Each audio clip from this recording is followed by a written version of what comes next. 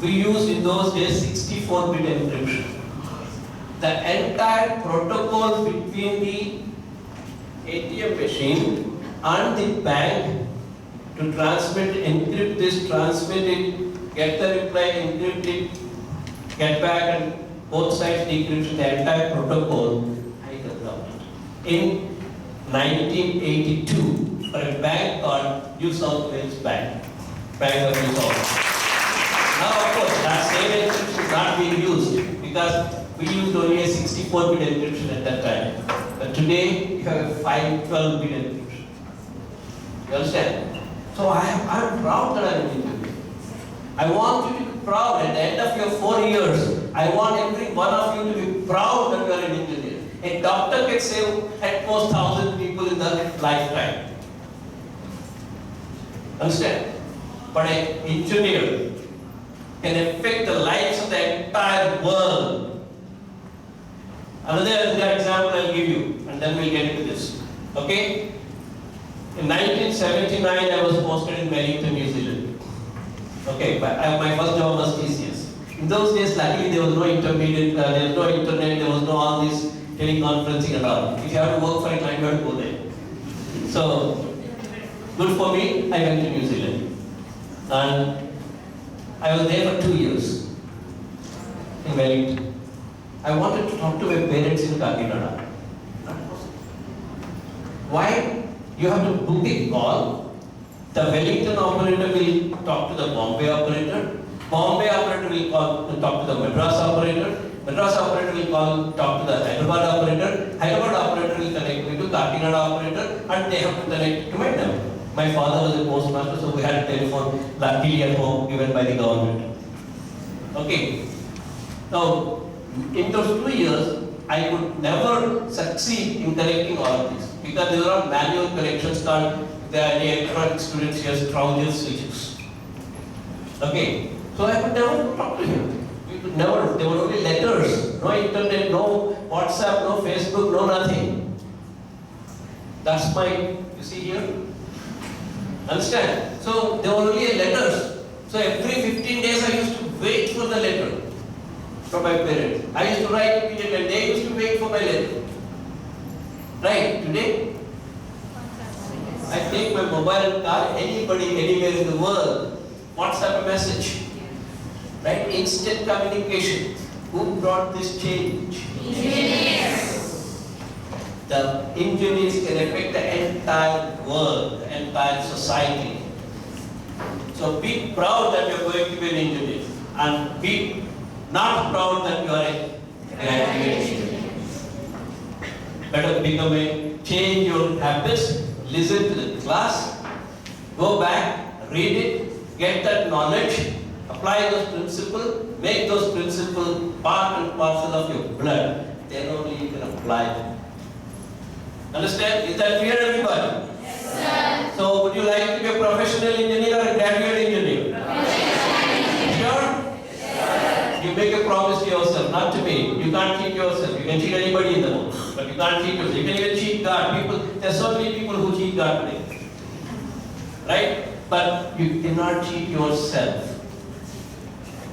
Understand? So make a promise to yourself, saying that I am going to be one day before the exam. We could never do that. Because no internet, no nothing. Only textbooks are library. If we had a question, the only way we could solve that question is to go to either the lecturer or to the library. Understood? Right, okay. Anyway, let's get back to our session today. That's me. Okay, I done my BTech in Electronics and Communications Engineering in 1976. The first batch of JNTU. In those days, there was only one JNTU. There are no 3 JNTUs. Only one JNTU used to be there. I was the first batch of that. I passed out in 1976. Then I did my MTech Computer Science from IIT Bombay, 1978. I was the second batch of computer science. There was no computer science in Okay, there were only some computers are just about coming up. Okay, then I visited a lot of countries, and then finally about 2009, I lost my father, so I came back to India to settle down here. So from then onwards, I am in India. Okay. Okay, let's talk about problem solving. Okay. First of all, let's understand what exactly is a problem and what are the constituents of a problem. What are the parts of a problem? Why do we use computers? Why do we use computers? Yeah?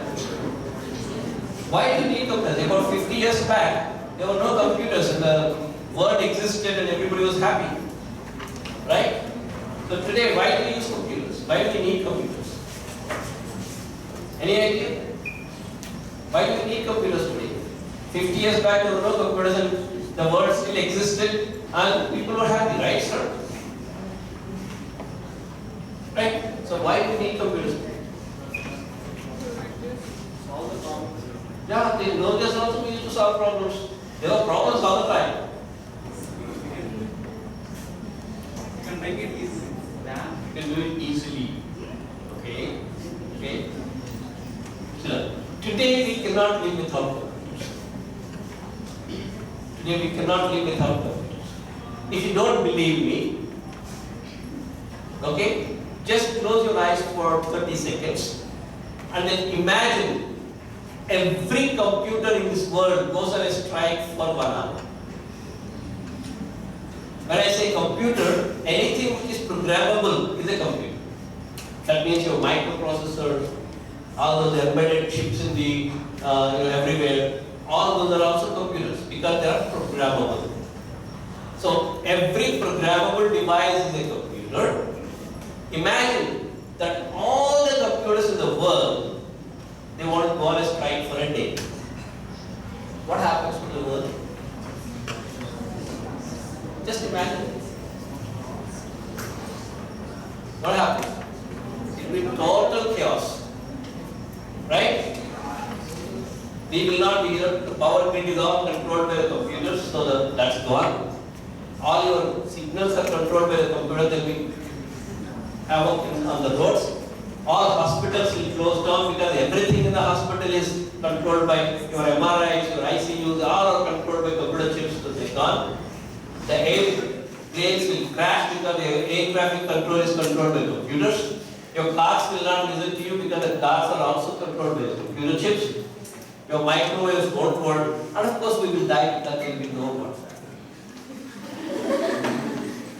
Right? Yeah, you are laughing, right? How many of you can live without your mobile for a week? Raise your hands, please. How many of you can live without your mobile for a week? Raise your hands. Sir, please collect their mobiles.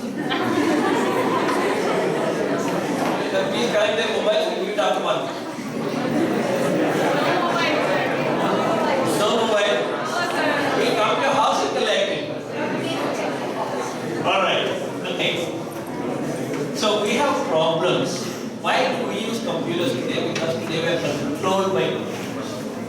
We don't know it, but our lives are being controlled by computers today. If the computers don't work, we will have no electricity, no transport, no nothing, no food, no milk, no nothing, no hospitals, nothing will be.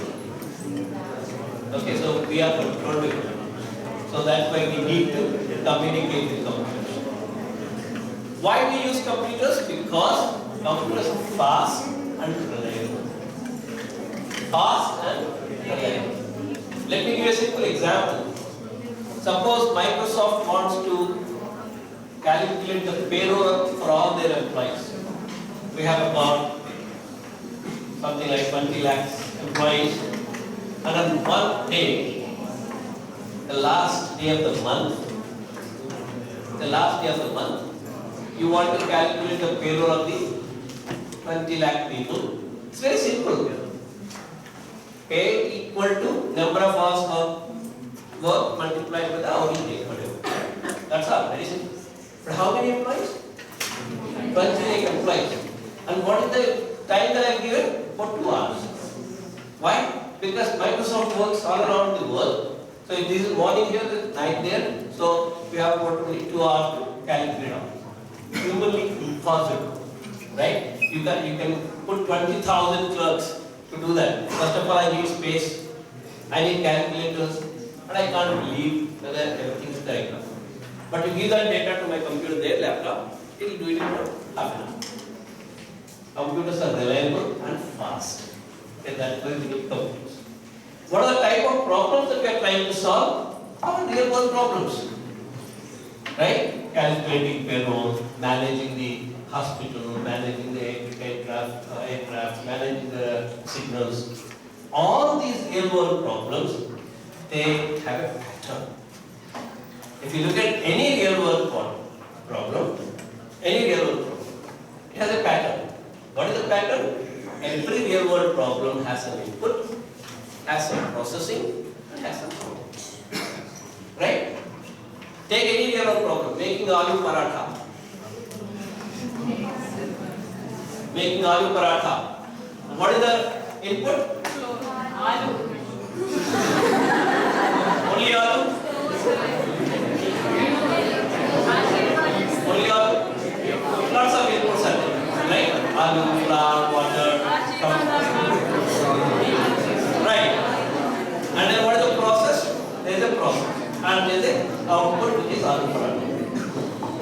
If I want to calculate the average marks of this entire all these students, what is the input?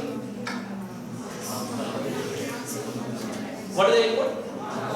Marks of each student. I don't even know, I don't need to know how many students are there. The number of marks will be the number of students. What about if you want to print a memorandum of a student, mark sheet for a student, then what is the input? The name, the hall ticket number, subject name, then subject percentage, what is the maximum in this, all those. So every problem in this real world has 3 things. What are those 3 things? Input, process, output. So whenever you try to solve a